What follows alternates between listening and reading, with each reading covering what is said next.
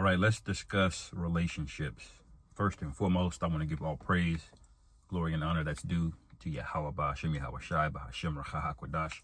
Double honors to the elders and apostles of the great millstone who rule well. Peace and blessing to the 144,000 and the hopeful elect. Shalom Barakathum. Lord willing, this is edifying. It's been on my spirit. Hit me earlier this week. It's been a janky ass week. Haven't really put many precepts together, but you know, nevertheless, I want to speak on it. And Lord willing, it's edifying. Brothers can get some understanding about relationships, the management of them, okay, and how essentially that they work, as the scriptures say, you know, get understanding, okay? And all things that we do, we need to get understanding, okay? Now, I typed the word in, friend, okay? Let me see if I put this in real quick.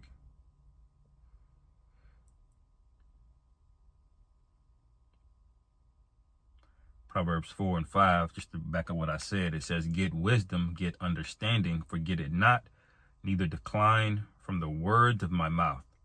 Okay? Proverbs 4 and 7 says, wisdom is the principal thing, therefore get wisdom, and with all thy getting, get understanding. Okay, so relationships are something that, you know, brothers don't discuss too much, but they're very integral. They're very fundamental. They're different. They're very foundational to everything that we do. You pretty much have a relationship with everybody. Okay, heathen, your woman, your best friend, old friends, brothers in the truth, the Most High, His only begotten Son, Yahweh Shai. All of these are relationships in different dimensions of yourself.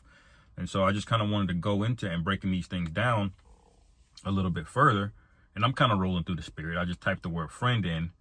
But I want to break it down a little bit further because it's important for us to be able to manage these things, as we know the days are coming where you're not going to really, well, the world, they're not going to know who's who. Okay, we technically don't know who's who, but we understand that we don't know who's who, and the Lord's going to have to reveal that through time. Okay, and all manners of relationships are going to be tested. All manner of people's will and integrity is going to be tested. Okay, going to be tested. Okay, and so when most people think of a relationship, you know, one way of looking at relationships is you have, you know, a dominant submission relationship.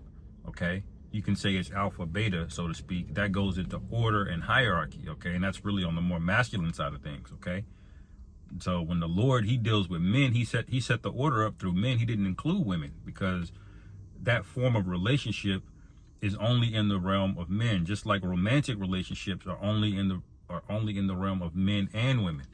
Okay, all right, and so there's different types of these different things, and you got to have the understanding. And then this all cascades down when you see how the Lord created everything, and He said everything is good. All the order from the heavens all the way down to how animals interact with each other. Okay, you got predator and prey relationships. Okay, out in the wild and in the animal kingdom. Okay, all of these things cascade down from basically one source of wisdom. So the two really I kind of want to deal with is friends, and then your women, man and woman relationships. Okay, now the idea of relationships are basically just two people being connected or related or have some kind of relevance to one another. It doesn't mean you're friends. You could be enemies, and being an enemy, that's a relationship. Okay, but you have different stages of the relationship. Now, in the marriage sense of women, right, you have a phase of it. You have the moment you're interested in a woman or you want a woman to wife, okay? Now, you have this kind of emotional kind of relationship with her, whether she's aware of it or not, okay? But then, as the scripture said, you go to the Father, okay? That's a relationship you establish. And that relationship man to man is through order. So you go through the Father, okay, you establish that relationship, okay, and then you go down, and then you go down from there to earn the Father's trust, so you become betrothed, okay? So you have a relationship where you're betrothed, and then you have the relationship where you're actually married. See, there's stages to it, okay? Now, we know with a romantic relationship, once you have sex in the Bible, okay, according to the scriptures, you are now officially married. But before that, what are you? Okay, before the marriage is consummated, you're in an earlier stage of it called betrothal. And see, friends have this relationship too. And Jake, you got to understand that when you're hanging around certain people and you're dealing with particular things, you got to know who's really a friend and what stage you are, man. Okay. Now, like Yahushua said, we are his friends. Okay. Now he's speaking, prophetically in the future. Okay. But why did he say we are his friends? Because he knows the things that are to come and what goes along with that. Okay. So what transitioned the stage from a female and male relationship into marriage is sex.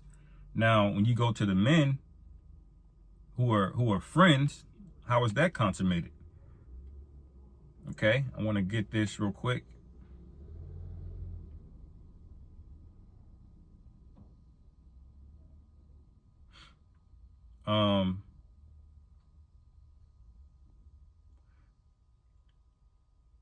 This is Proverbs 17:17. It says, "A friend loveth at all times, and a brother is born for adversity." So where sex is what consummates a male-female relationship, adversity consummates a male-on-male friendship. Okay, it's in adversity that you become great friends. Okay, I'm gonna go get that real quick because that's kind of what I was thinking about when I was meditating on this lesson. Is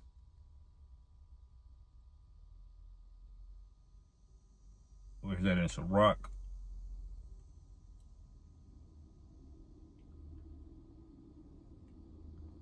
Let me find it.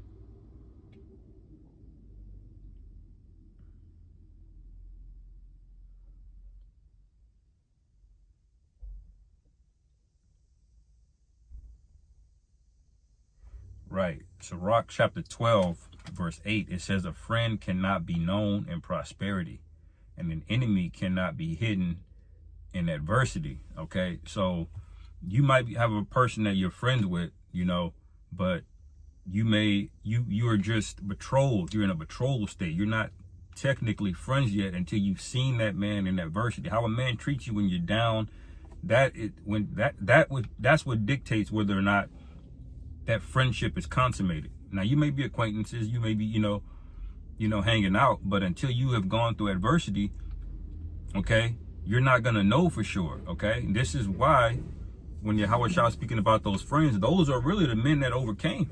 Okay. We're going to have to overcome an adversity, man. Okay. So there's brothers that we know now that are in the truth that aren't going to make it. And that's a difficult thing. You may be really close with them, man, but you got to understand what the relationships are, what a friend is. Okay. We've not seen each, you haven't seen yourself and how you're going to react. Are you really a friend to somebody? Are you really going to be there when the SHIT hits the fan? You gotta think about that. Now, King David and Jonathan, they were great friends. But you know what they did together? They fought. They went to war together. And this is why military men are so close. They can go from hating each other, but they were in the same battalion. They both saw combat, and they come back, they're closer than ever. They're like basically lifelong friends. Why? Because that adversity consummated the friendship, okay? And you got to understand how these relationships work, and you don't deceive yourself in thinking so-and-so is cool, or you can rely on this and so-and-so. No, understand the nature of it, man, okay? Now, can a friend betray you before that? Yeah, just like in the scriptures, if you're betrothed to a woman and she lays with another man, that's still adultery. Even though you haven't consummated it yet, you still are at a stage where you were promised to be together, okay? And so men can betroth themselves with an agreement, given their word, but it's not consummated until you go through that adversity. And this is what the Lord is going to present with every brother, okay? You're going to have to go through some degree of adversity, okay? And understand what these relationships are, okay? It says, let me go back. Hold on. There's plenty of precepts on the friend thing, okay? But that's why it said in Proverbs 17, I'll read that again, a friend loveth at all times, but a brother is born for adversity. So once you've gone through an adversity, that's what friends are for, okay? They're basically a fortification of adversity. They're a hedge against adversity, man. That's why you have friends. Now, in the truth, we tell you to separate light from darkness, because see, your flesh, your body, you may have gone through things with men in the world, but ultimately you got to be born again into this thing, okay? Because there's about to be a new adversity. Now ask yourself, are they gonna overcome the hour of temptation? Okay, if the answer to that deep down is no, then you got to separate yourself from them, man.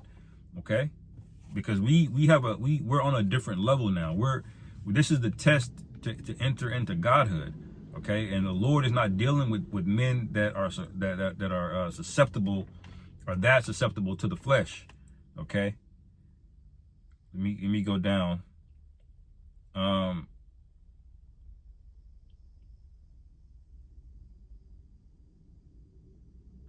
This is Proverbs 18:24. It says, a man that hath friends must show himself friendly. Okay, and there is a friend that sticketh closer than a brother. Okay, and this is why Yahushua preached, who is my family, who is my mother, who is my father, my brother, because ultimately that's not the important relationship. The important relationship. Many people have friends that they are closer to than their own blood relatives, because even though you're born, you're of the same blood. Okay, the relationship is the most important thing. If you got a shitty father or a shitty mother, or your brothers, your cousins, you got to separate from them, man.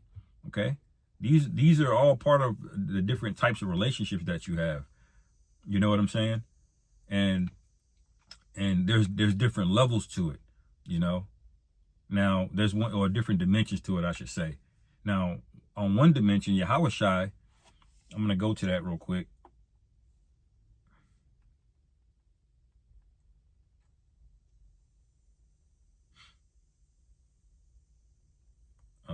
Go to it in John the 15th chapter.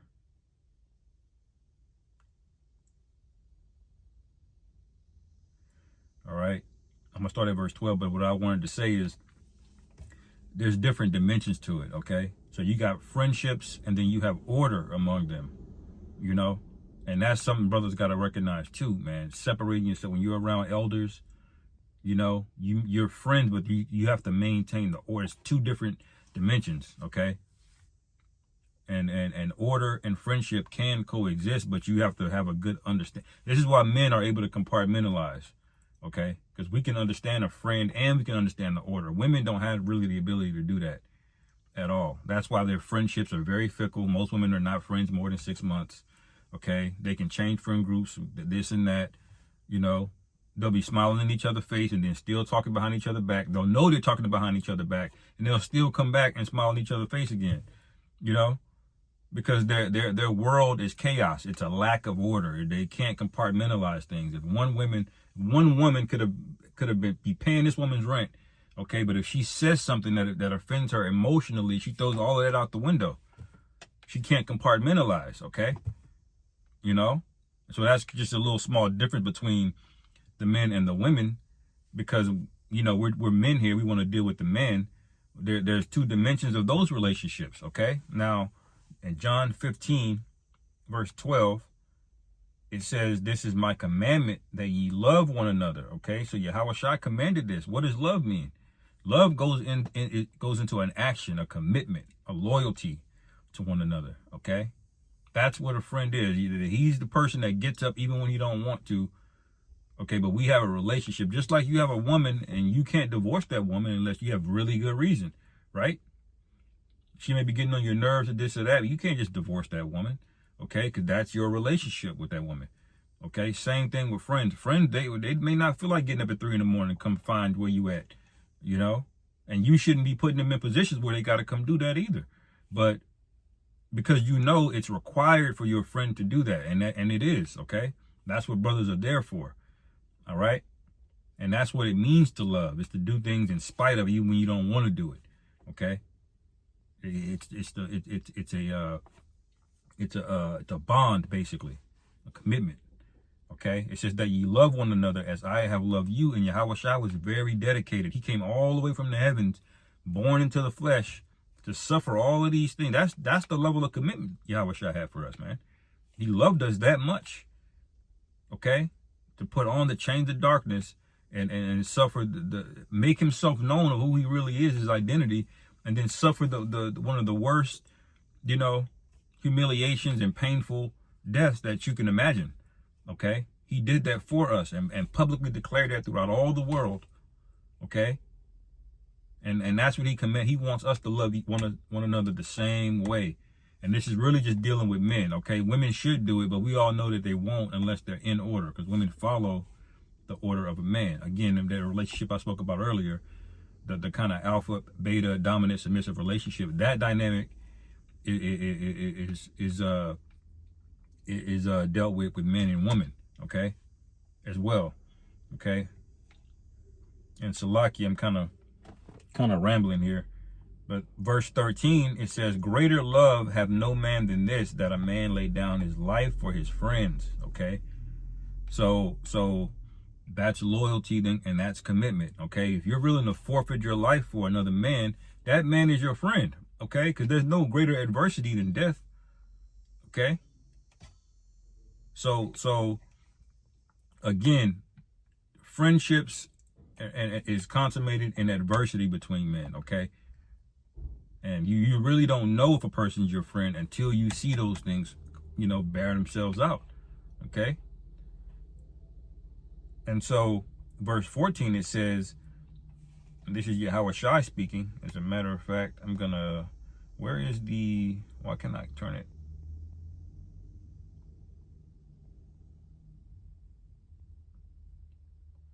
I can't turn it red to the red letter. We know this is Yahweh Shai speaking. John chapter 15, verse 14, it says, ye are my friends if ye do whatsoever I command you. Okay. And when you read up, we just read, basically he's requiring you to have your life offered up. It's not saying that you're going to lose your life per se, but you got to have it offered up. Okay. That's a commandment. Okay. For brothers, man. That's why our thing is so powerful, and it's unbreakable. Okay, because we're of the spirit of Yahweh Bashim Yahweh Shai. Okay, and it says, ye are my friends if ye do whatsoever I command you. Okay, now understand that. Now we still know that the Lord is the Lord, right? In terms of rank, so we respect that order, obviously. But he also said we're friends, because the relationship of a friend, okay, is based on love. Okay, in the face of adversity. Okay. You don't really know if it's love or not until it has some resistance, some pressure. Okay. And if those things can come back and be reconciled, and then boom.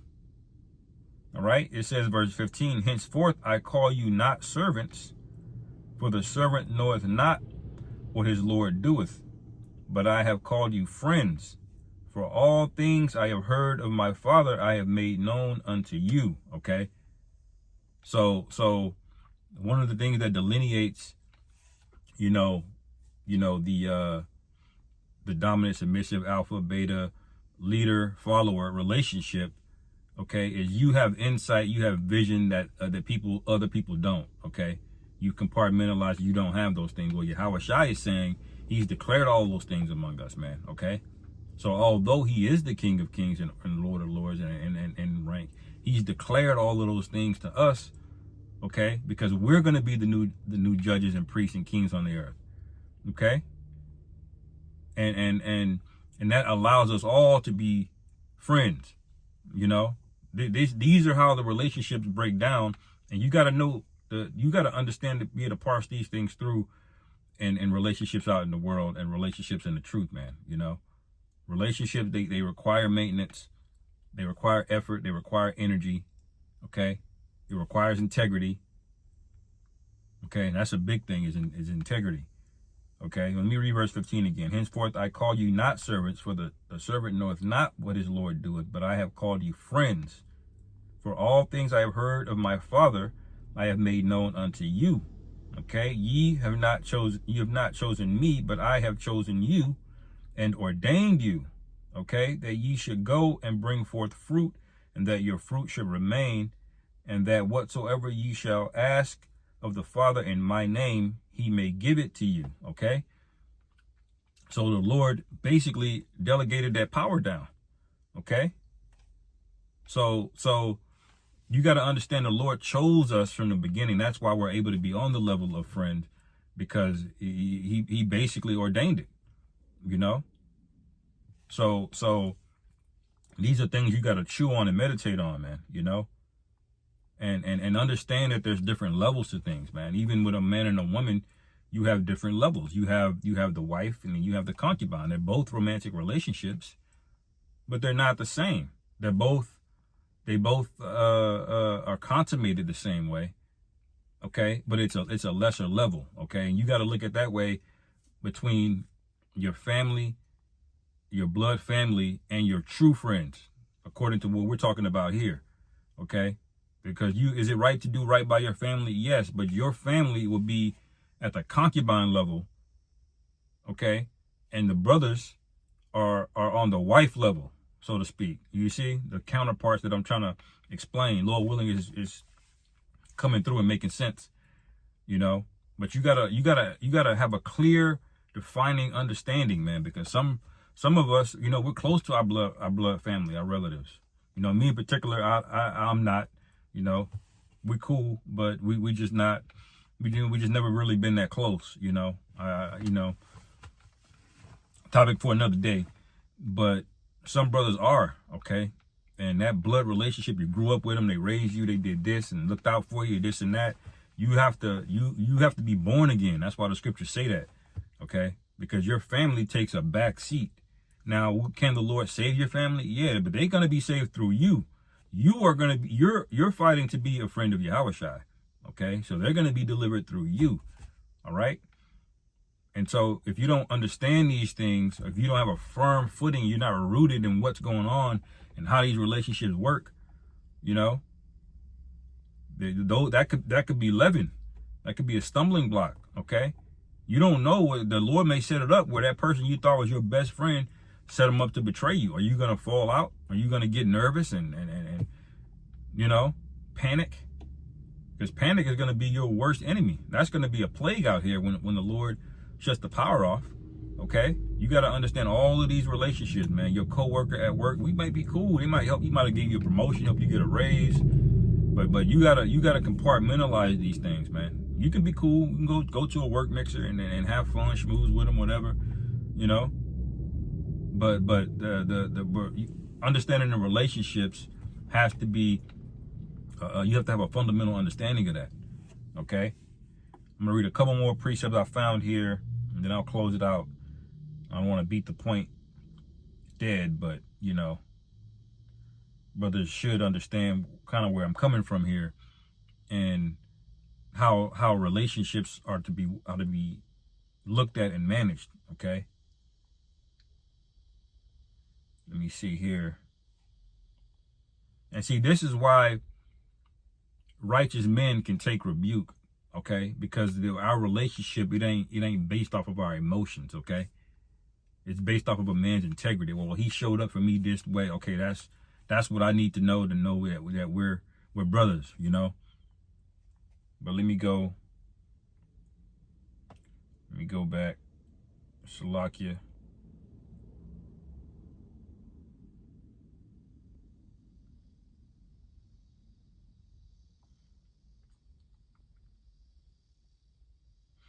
Oh, I want to read this real quick.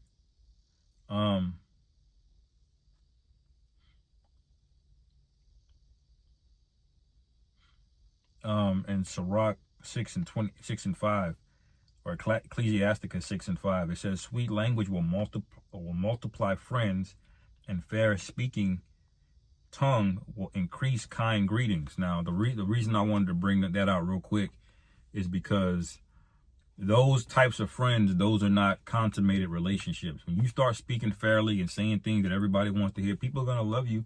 They'll do things for you. They'll do favors for you. But that relationship is tenuous. That relationship, it ain't really consummated, okay? That you have not seen that person go through adversity. And so you got to be careful of guys that are constantly saying fair things and constantly saying what everybody wants to hear, because that's a good sign that he's not a good friend, okay? Because if he was a really good friend, he would have more of a scopeo on a person. He'd be more scrutinous about the individuals who he wants to entrust his life with, because that is what you're doing. When you tell a person that's your friend, hey, let's go to a bar and do this. Okay, well, you got to know there's potential danger, there's potential adversity. And who are you going with? If you're going there to be outnumbered and you don't know the man that you went with, okay, you've opened yourself up to a liability. So a righteous man is going to have a scrutiny on who his friends are, okay? And the scriptures speak about that as well, okay? About proving a friend, okay? Why do you have to prove a friend? Because that's what friends are for, like we read earlier.